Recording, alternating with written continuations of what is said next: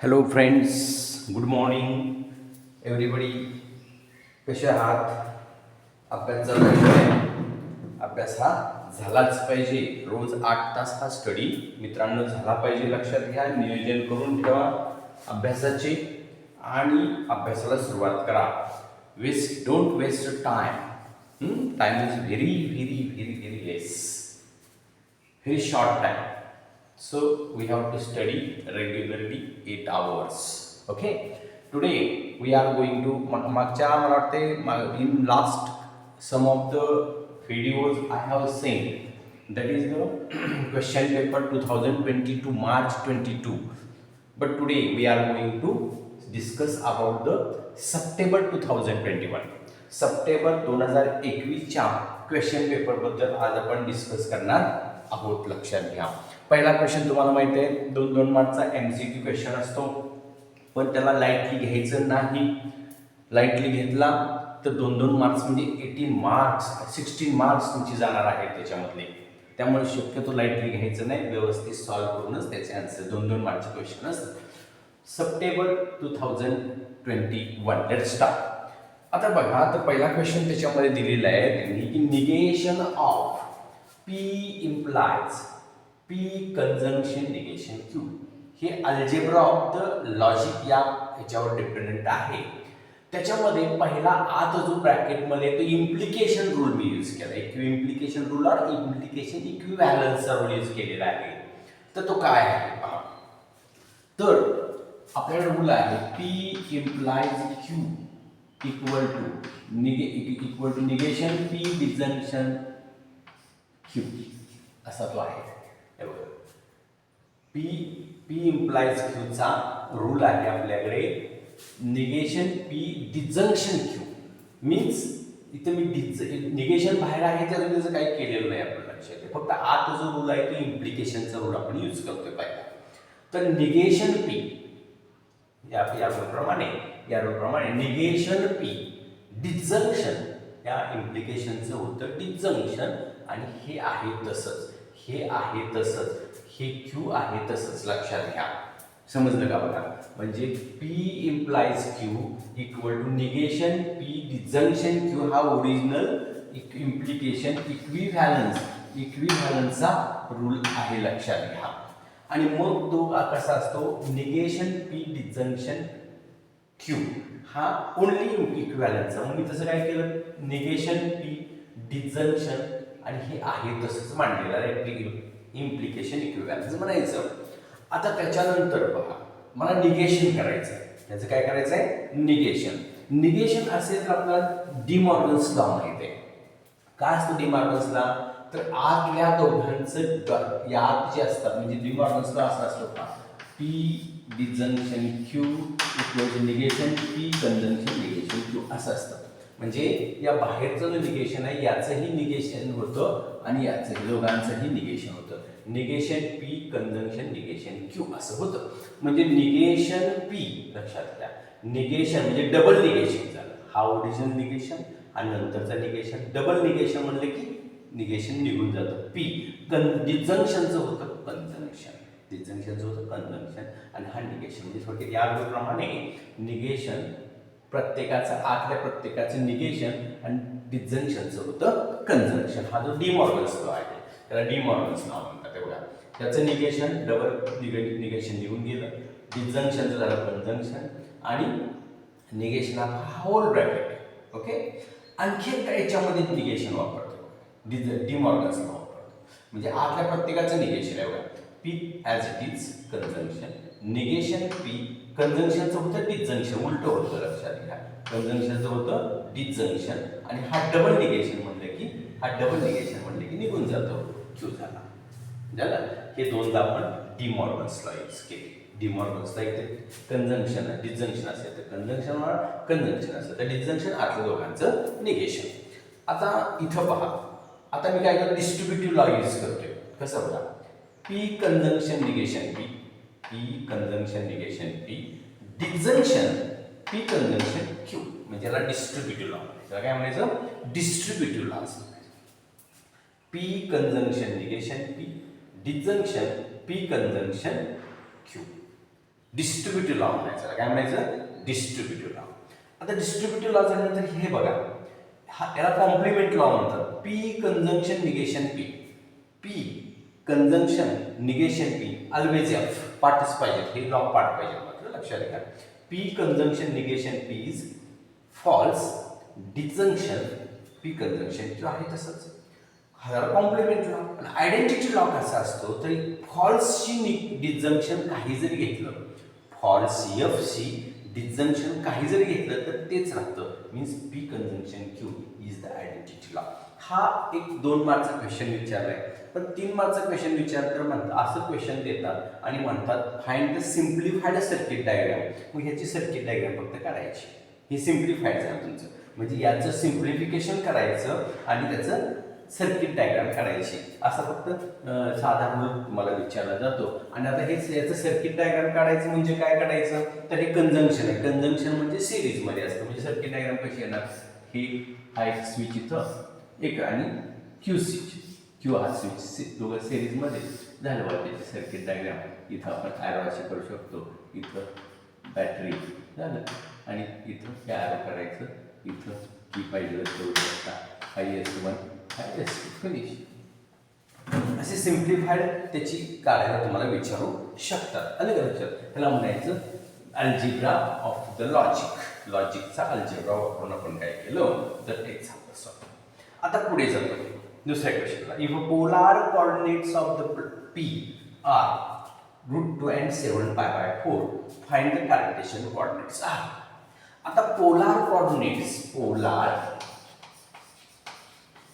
Coordinates म्हणजेच r theta असतो. लक्षात घ्या. इट इज गिवन √2 7π/4 हे तुम्हाला दिलेलं आहे. मीन्स आर ची व्हॅल्यू तुम्हाला दिली √2 आणि थिटाची व्हॅल्यू दिली 7π/4. लक्षात घ्या. हे बघा, ही व्हॅल्यू तुम्हाला दिलेली आहे. आणि मग कार्टेशियन कोऑर्डिनेटचा फॉर्म्युला माहित पाहिजे. हे तुम्हाला दिलं, आर मिळाला, थिटा मिळाला. कार्टेशियन कोऑर्डिनेटचा फॉर्म्युला आहे but x = r cos θ and y = r sin θ. x = r cos θ and y = r sin θ. मग x = r means √2 cos θ means 7π/4 y √2 sin 7π/4 आणि 7π/4 मीन्स लक्षात घ्या. कसं तुम्ही त्याचा आन्सर काढू शकता बघा. x = √2 cos ऑफ 4चा मल्टिपल म्हणायचा. सिंपल बघा. 4 दुनी 8, 4 दुनी 8 2π -π/4. का तर एक पाय पुढे गेलो आपण. 4 दुनी 8 8 पण 7 आपल्याकडे 7च आहे. एक पाय पुढे गेलो π/4 डिवाइड करायचं. कारण ह्याचं क्रॉस मल्टिप्लिकेशन केलं तर हे मिळतं का बघा. 8 - 1 7π/4 म्हणजे ह्याचं स्प्लिट तुम्हाला असं करता यायला पाहिजे. y = √2 sin त्याचं तसंच आहे 2π/4. आणि मग तुम्हाला मी सांगितले किंवा माहित नसेल तर आता आणखीन ऐकून घ्या की 1π येऊ दे, 2π येऊ दे, कितीही पाय येऊ दे, निग्लेक्ट होतात. आणि इथं राहतं √2 cos π/4 y √2 sin π/4. लक्षात घ्या, निग्लेक्ट झालं. 1π 2π 3π 4π 5π 6π कितीही पायच्या टर्ममध्ये जर आलं तर ते निग्लेक्ट करायचं. विचारच करायचा नाही. cos π/4 म्हणायचं, sin π/4 म्हणायचं. आता हे झाल्यानंतर हे जर तुमच्या लक्षात आलं असेल तर मी काय म्हणते बघा. cos 4 आता 2π - π/4 म्हणजे 4th क्वाड्रंटमध्ये cos पॉझिटिव्ह असतो, त्याचा मी साइनचा विचार केला नाही. पण हा जो 4th हा सुद्धा थिटा 4th क्वाड्रंटमध्येच आहे, पण साइनचं आन्सर मायनस असतं म्हणून तो मायनस ठेवला. अतिशय काळजीपूर्वक छोट्या छोट्या गोष्टी बघत जायच्या. तर साइन 4th क्वाड्रंटमध्ये निगेटिव्ह असतो, सो निगेटिव्ह. आणि मग आता तुम्हाला व्हॅल्यू माहितीच आहे. x = √2 1/√2 cos π/4 is 1/√2 and y = -√2 into 1/√2. root to cancel, therefore x equal to 1 and y equal to -1. It is the Cartesian coordinates. आणि मग तुमचं कार्टेशियन कोऑर्डिनेट तुम्हाला मिळेल. देन कार्टेशियन कोऑर्डिनेट्स आर, तुम्ही काय म्हणणार, एक्स वाय इक्वल टू 1 -50. बघा बरं, तुमच्या लक्षात काय आलं का? तर कार्टेशियन कोऑर्डिनेट कसं फाइंड करायचं हे तुमच्या लक्षात आलं असेल तर पुढचा क्वेश्चन मी लक्षात घ्या. इथं मात्र तुम्हाला पोलार कोऑर्डिनेट दिलेला असतोय. कार्टेशियन कोऑर्डिनेटचे हा फॉर्म्युला माहिती पाहिजे फक्त. एक्स आणि Y, X equal R cos theta, Y equal R sine theta, हा फॉर्म्युला माहीत असेल तर मग काय व्हॅल्यू पुट आउट करायचे आणि आन्सर फाइंड करायचं. तसं काय त्याला अवघड नाही. ओके, हे जर समजलं असेल तर मी पुढच्या क्वेश्चनकडे जातो. थोडीशी बेसिक नॉलेज, आणि बेसिक नॉलेज म्हणजे फॉर्म्युले. मॅथ्स हा फॉर्म्युल्यावर बेस्ड आहे. फॉर्म्युले परफेक्ट आले पाहिजे. क्वेश्चन आहे, if two non zero vectors A bar and B bar are perpendicular to each other, then A bar minus B bar, A bar minus B bar bracket square काय असणार पाहिजे? आता गंमत सांगतो तुम्हाला. पहिला काय करूया, याचं आपण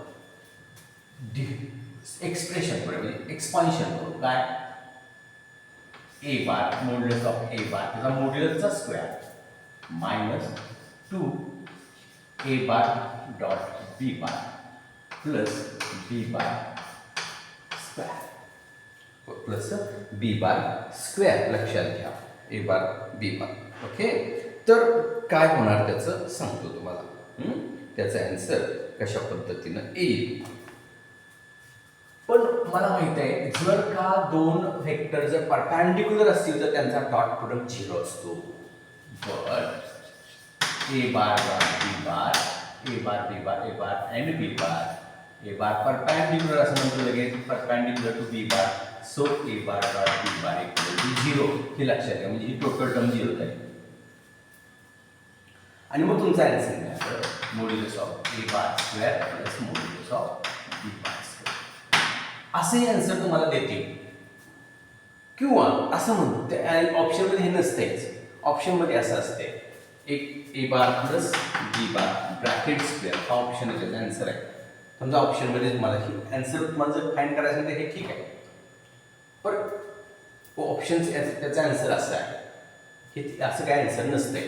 मग मी काय म्हणणार, त्याचाही स्क्वेअर करून बघितला, ए बार प्लस बी बार ब्रॅकेट स्क्वेअरचा जर स्क्वेअर करून बघितलं, a bar square plus 2 a bar dot B bar plus B bar square, हे 0 असणार आता सांगितल्याप्रमाणे, म्हणजे a bar square plus B bar square. म्हणजे याचा अर्थ याचा स्क्वेअर केला तरी तेच येते, याचा स्क्वेअर केला तरी तेच याचा अर्थ हे दोघं जणी कॉन्ग्रुएंट असले पाहिजे. म्हणजे आन्सरमध्ये तुम्ही हे सुद्धा लिहू शकता, equal to A bar plus B bar. म्हणजे तुम्हाला काय क्वेश्चन, हा एमसीक्यूचा क्वेश्चन आहे, लक्षात घ्या. काय विचारले त्याच्यावरती डिपेंड. तुम्हाला एमसीक्यू नसेल, हा क्वेश्चन 2 मार्क्स असेल तर इथपर्यंत येऊन थांबलं तरी चालते, काय प्रॉब्लेम नाही. फक्त जर काय एमसीक्यूला जर विचारलं असेल, तुम्हाला असा क्वेश्चन आहे असं म्हणून जर विचारलं असेल तर तुम्हाला मात्र पुढे विचार करावा लागेल. कारण हे आन्सर तुमच्या नाहीच आहे. तुमच्या 4 ऑप्शनमध्ये ते आन्सरच नाही आहे. मग तुम्ही, कारण त्याच्यात एक आन्सर काय आहे, a bar minus a bar a square minus b square नाही, a bar plus B bar bracket square आहे, a bar dot B bar आहे आणि ए बार क्रॉस बी बार. म्हणजे तुम्हाला हे आन्सर त्यात नसतेच ना, म्हणून तुम्ही पुढे विचार करू शकता. 4 ऑप्शनमधला कोण ऑप्शन असू शकतो. ओके, तर हे असं तुमच्या, आणि हे तोंड आहे आपला ए प्लस बी ब्रॅकेट स्क्वेअरचं एक्सपान्शन जे आपलं आहे अल्जेब्रेमध्ये, तर ते square plus y c b plus b square, याप्रमाणे आपण काय करू शकतो, त्याचं एक्सप्लेनेशन करू शकतो, एक्सपान्शन करू शकतो. ओके, तर हे झालं तुमचा हा क्वेश्चन संपला. आता DRS of line which is perpendicular to the, ह्या लाईनला x minus 7/2 y plus 17 y plus 17 आहे का 7 आहे बघतो, एक मिनिट. तर मुलांनो तो 17च आहे. Okay, 17/3 equal to z minus 6/1 आणि x plus y 5/1 y plus 3/2 z minus 6/2. या दोन, ही एक लाईन आहे, लक्षात. ही लाईनचं कार्टेशियन इक्वेशन आहे. हे लाईनचं कार्टेशियन इक्वेशन आहे. या दोन लाईनला परपेंडिक्युलर असणार लाईनचा डीआरएस करायचा आहे. म्हणजे ह्या दोन लाईन्स आहेत, ह्या दोन लाईनच्या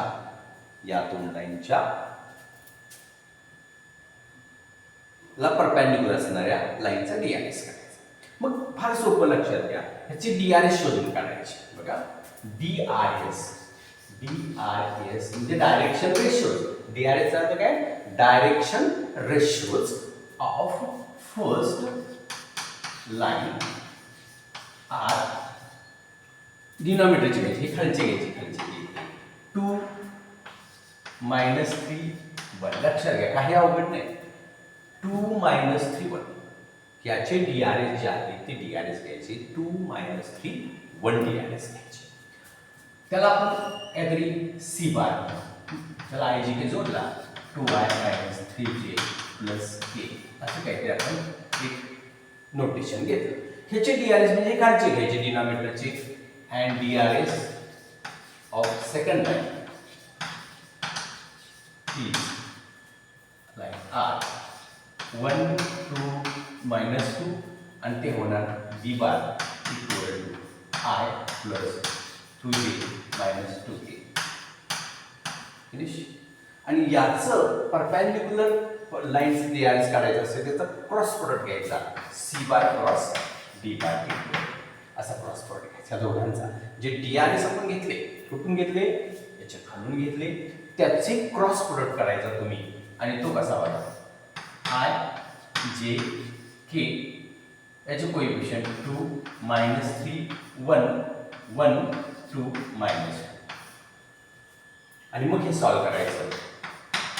असं सॉल्व करायचं. हे सोडून द्यायचं, हे सोडून द्यायचं. 6 हे -2 मायनस जे सेकंड नंबरला मायनस घ्यायचं असतं, हे माहिती आहे तुम्हाला. हे सोडून द्यायचं, हे सोडून द्यायचं. -4 -1 प्लस के. हे सोडून द्यायचं, हे सोडून द्यायचं. 4 - आणि मग हे झालं ते 4i -5 प्लस 5j आणि हे 7k. हा जो आला तेच तो जो वेक्टर आहे तो परपेंडिक्युलर वेक्टर आहे. त्याची जी काही कोएफिशिएंट असतात त्याला DRs of perpendicular vector. Therefore DRs of perpendicular perpendicular line equal to 4 5 and 7. 4 5 7 हे त्याचे आन्सर्स आलेले आहेत. लक्षात आलं का? तर हे अशा प्रकारे हा किती क्वेश्चन झाले बघा, 3 क्वेश्चन झाले. हे ह्या व्हिडिओमध्ये आपण दुसरा व्हिडिओ याच्यानंतर स्टार्ट करणार आहोत. हा व्हिडिओ तुम्हाला समजला तर व्हिडिओला लाईक करा, चॅनलला सबस्क्राईब करा and send into your all friends so that they also study the video. Thank you.